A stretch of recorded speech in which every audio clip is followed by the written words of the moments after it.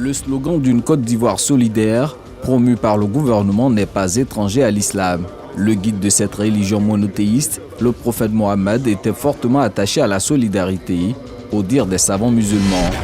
Gants bien fixés, pelle entre les mains, le ministre Bouaké Fofana et le maire de la commune d'Adjamé aux côtés des populations du quartier Makassi pour l'opération Grand Ménage, curage des caniveaux et balayage des artères. Jeunes et vieux, tous sont à la tâche pour donner peau neuve à leur environnement. C'est une visite qui se situe dans le cadre du suivi de projets d'investissement agréés liés aux avantages du Code des investissements par le CPC, le Centre de promotion des investissements en Côte d'Ivoire. Un des outils adoptés par l'État ivoirien en vue d'encourager les investissements privés. Et cet établissement visité est, selon la directrice générale du CPC, un modèle d'application réussi de ce dispositif. L'engagement solennel de faire preuve de probité, de célérité et de dévouement dans l'exercice de nos missions au service de la lutte contre la vie chère. Cette prestation de serment des agents de la BCR, Brigade de contrôle rapide, marque le démarrage effectif des activités de cette unité spéciale. Son rôle, s'assurer de l'affichage des prix plafonnés sur les marchés, afin de contribuer à faire de la lutte contre la vie chère une réalité. Avec la 4e édition du prix d'excellence de la gouvernance et de la performance des entreprises publiques organisée par le ministère du Budget et du portefeuille de l'État. Ciblant les 46 sociétés du portefeuille de l'État, cette cérémonie remet 5 distinctions. Présent à cet événement, le ministre de tutelle Moussa Sanogo s'est réjoui des performances économiques et financières enregistrées au cours de ces dernières années avant de féliciter les lauréats. Notons que l'ONAD est classée première dans la catégorie prix de la performance économique et financière secteur non marchand.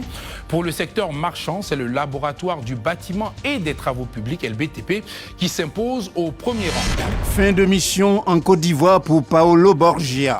Le nonce apostolique s'est rendu ce mardi au palais présidentiel pour faire ses adieux au président de la République, Alassane Ouattara.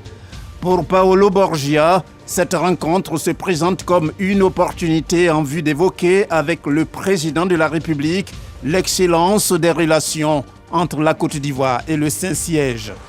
Et le nonce apostolique d'indiquer que la récente visite officielle du chef de l'État ivoirien au Vatican en est un pas décisif.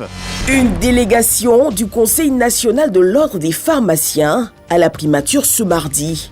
Conduite par son président Harouna Diarra, l'association est venue rassurer le chef du gouvernement de son engagement à accompagner l'État de Côte d'Ivoire dans la mise en œuvre de la couverture maladie universelle.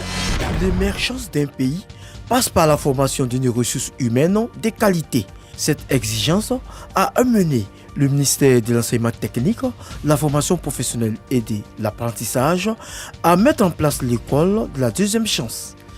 Un programme qui vise à former sur des périodes relativement courtes des jeunes en vue de leur insertion durable et décente en activité.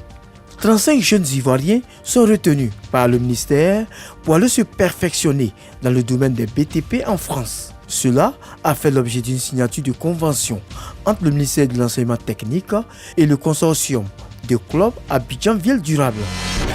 Le Conseil des ministres de ce mercredi 12 octobre, sous la présidence du président de la République Alassane Ouattara, avait essentiellement à son ordre du jour l'adoption par le gouvernement du projet de budget de l'État pour l'année 2023. Un projet de budget qui, malgré les aléas dus à la crise mondiale, est en progression par rapport au budget 2022. C'est entre sourire et larmes de joie que les mamans des pupilles de la nation réceptionnent des prises en charge scolaires, des bons de réduction de scolarité qui visent à soulager ces enfants vulnérables en cette période de rentrée scolaire.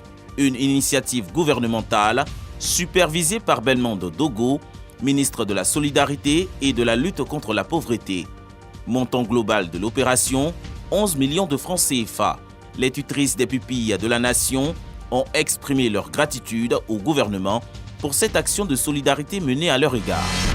Après 2 années d'accalmie, la capitale américaine Washington retrouve ses couleurs de ville mondiale de l'économie avec les assemblées annuelles du groupe de la Banque mondiale et du Fonds monétaire international FMI.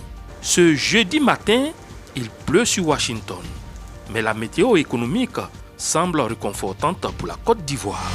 Mois d'octobre, mois du consommé local, une trentaine de jours pour accroître la promotion du Made in Côte d'Ivoire, une réponse à l'inflation importante. Au cœur de cette ferveur, le lancement de la caravane de distribution de kits scolaires de la Fondation Children of Africa.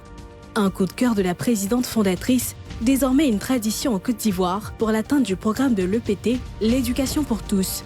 Sur la route de ce chantier dans le pays, sont mobilisés cette année par les soins de l'activiste national de la scolarisation pour tous, 15 000 kits scolaires.